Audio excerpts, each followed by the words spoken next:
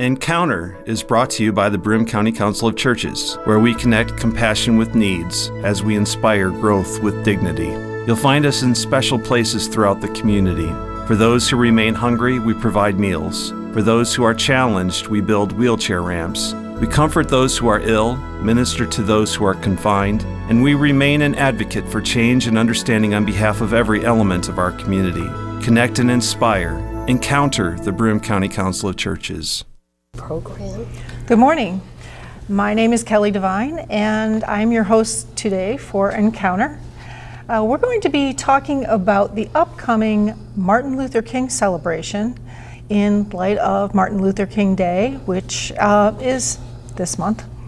I'm joined here today by Donna SPEARMAN and James Pogue. I'm welcoming both of you. I really appreciate you taking the time to come and join me. Thank you. I guess we'll start, maybe Donna, you can tell me a little bit about yourself and what brings you here.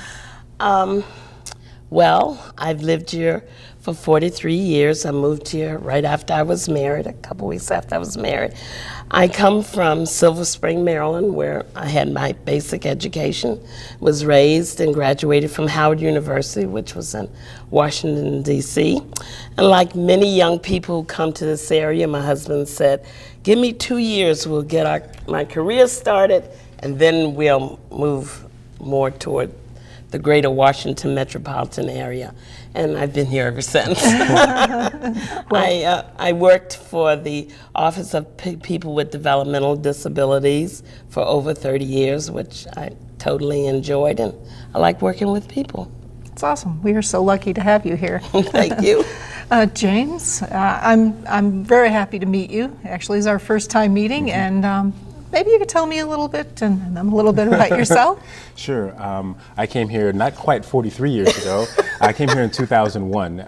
Came here after I finished my PhD at the University of Arizona, and I was recruited here to work at Binghamton University, and I was the director of their Educational Opportunity Program. I really enjoyed the recruiting and retaining of students, the hard work that was there, and the great people that I got opportunity to work with. Did a lot of really good work there, and then decided in 2008, 2009 to start something called the College Doctor, where I set out on my own to work with colleges and universities to recruit students either into their particular colleges and universities, or to help the parents in high schools get better at graduating those students and prepping them for what's next for them. Wow. So you're still local now? Yes, I do a lot more travel. We were just talking a moment ago about it. On a plane from Ohio to Texas. I just came here from Texas not too long ago, so I really enjoy the travel itself, going to different colleges and universities, but really seeing that the issues are the same nationwide. Issues of poverty, issues of race, issues of economics, ethnicity, spirituality, religion, all of those things are the same in terms of how we are trying to get people to think about what's next in their lives. Okay. Well, that brings me to actually the celebration, the upcoming celebration. We've got something giant coming up here, and Donna, if you'd like to give me just we're going to talk about the Martin Luther King celebration at Central United Methodist Church firstly. Yes. If you. This will make the 28th year that we've celebrated the life and legacy of the Reverend Dr. Martin Luther King Jr. As always, it is held at Central United Methodist Church on the Sunday before the Monday holiday. So this year it will be on Sunday, January the 18th at 3 o'clock at Central. All are welcome. The program is free and open to the community. We do lift a free will or love offering if people choose to give, so we can use it for our scholarship program, for which we've already given one scholarship. This year is going to be really scintillating and wonderful. I have a young woman who has a lot of energy. Her name is Stacy Morrow. She comes to us from the college. She's the college coordinator of career and international programs at the College of Community and Public Affairs at Binghamton University. She has a lot of energy, and you get that sort of scintillation from when she talks. She's going to approach, I think, Dr. King's legacy. She calls it energizing through education, examining the legacy of Dr. King. And I think she's going to talk about being educated on your issues, know what you're talking about, be informed, research your facts, and sort of put in front of you what you actually believe in and how you can achieve this through faith and with a faith basis. And that's important because first and foremost, Dr. King was Reverend King. He was a minister, and so I think it's going to be wonderful. The program will end with our traditional candle lighting ceremony where we hold hands around the church there and hold our candles. And we will sing "We Shall Overcome." And that will be followed by a reception in our fellowship hall downstairs. Okay. So it's nice. Yeah, I've enjoyed it the past couple times I've gone. It's been really, you feel something when you're there and something to take with you. Yes. Ask you a question. So how did you get involved with this celebration? Well, I think it was in 1985. We had a wonderful pastor. It was James Baker, who came to me a couple months before the King holiday, and of course it hadn't been, approved in every state, passed in every state, but told me that he thought that that was something very important and would I like to work on celebrating it in some way. And with that, our associate pastor, Jan Clark, worked with me on it, and we just sort of developed it. We started out with an ecumenical approach, inviting all the local churches to join us in planning it and being a part of it. Some did, and some didn't, and that was fine, but they came. And then, as things go on, things change. Central went it alone, so we're doing it. So you've been there since the very beginning, is what you're telling me. That's so amazing. Yeah. That's so amazing. Yes. So you mentioned you take up an offering, a love offering. Yes. Now you do what with the money? We use it for scholarships. We have never used a penny of the money given to us during the celebration for anything to put on the program.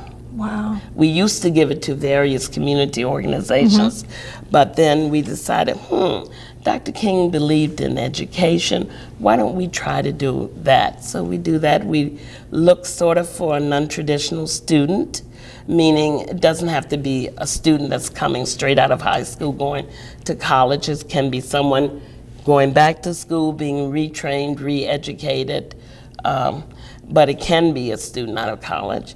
And someone has to nominate that student. We have a nomination form for them to fill out and to write why they think the person deserves it and what characteristics of that person's mirror or the characteristics of Dr. King. Okay. Yeah. Wow. Well, it just can only keep going on. It's got to. It's so amazing. Yes. James, have you ever been involved in any other celebrations other than? Absolutely. I mean, from the time that I came here in 2001, one way or another, when the King holiday comes around, there's something to be involved in the community. And so whether it is attending an event like what Central Methodist is doing, or one of the marches that happens in the communities, or attending one of the high school situations that happens, so I've given a variety of speeches or workshops that may happen, or attended them myself so that I can get fed, if you will, from that. I think it's critical to what you were saying about Dr. King's sort of interest and focus in education. I mean, people sometimes forget that, I mean, he received his PhD from Boston at, he was about 29. And it was not just that he was interested in education, right? It was also that how he approached it, that his study was looking at two different theologists and comparing their look at religion and spirituality with his.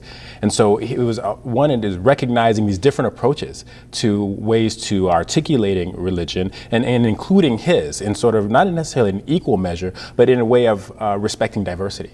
And I think that that's critical too, that we have to remember that he was many, many things. He was a very complicated man, like many of us are, and that when we approach the celebration of his time here, that we also take a look at that complication, and that education is for everyone. College may not be for everyone, but education is absolutely for everyone.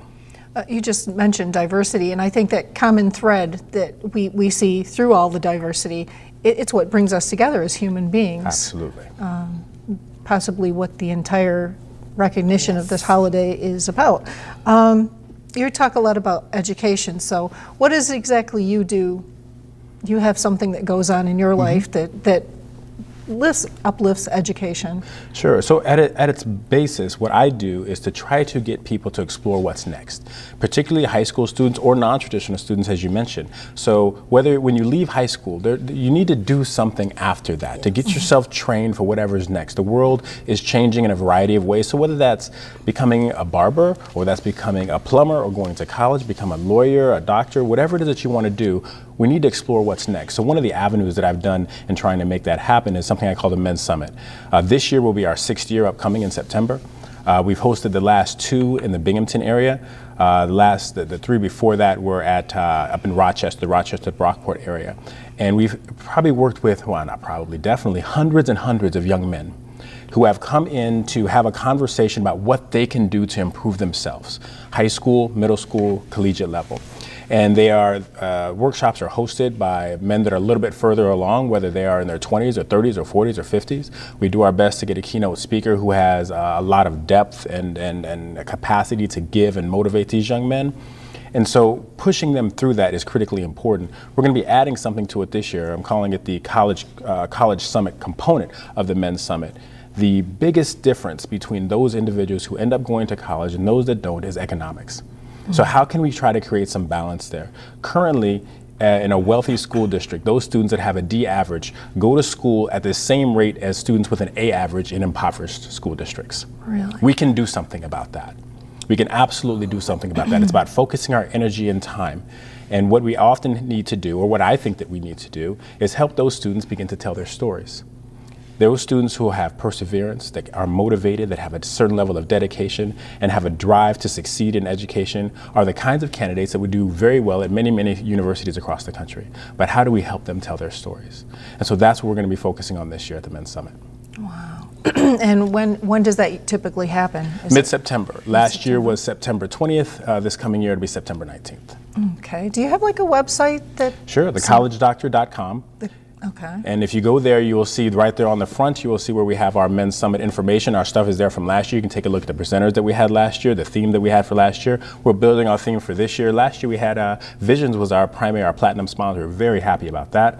Looking forward to continuing that relationship, building relationship with other organizations, and helping to flower it out. I mean, it was we doubled the amount of participants that we had last year. That's amazing. So the interest is there, the drive is there, again, with a focus on this economic piece, that if you simply do not have the dollars and resources to connect to the ideas of education, how can we connect them to you? I think that's part of our job as a responsible community. Right. Everyone should have the same chance. Absolutely. Honestly. Yes. Okay. Well, let's see here. I've got a quote here. This is a actual quote from Mrs. Coretta Scott King. As a nation chooses its heroes and heroines, a nation interprets its history and shapes its destiny. The commemoration of the life and work of Martin Luther King Jr. can help America realize its true destiny as the global model for democracy, economic and social justice, and as the first nonviolent society in human history. I guess I was going to ask, so we've all been watching the news, young and old, since the Ferguson verdict. Do you believe that there's been conversation on race in Broome County? And what kind of conversation? I personally don't know. I don't live in Broome County, and no one has contacted me. I did receive an email from someone. It was from one of the organizations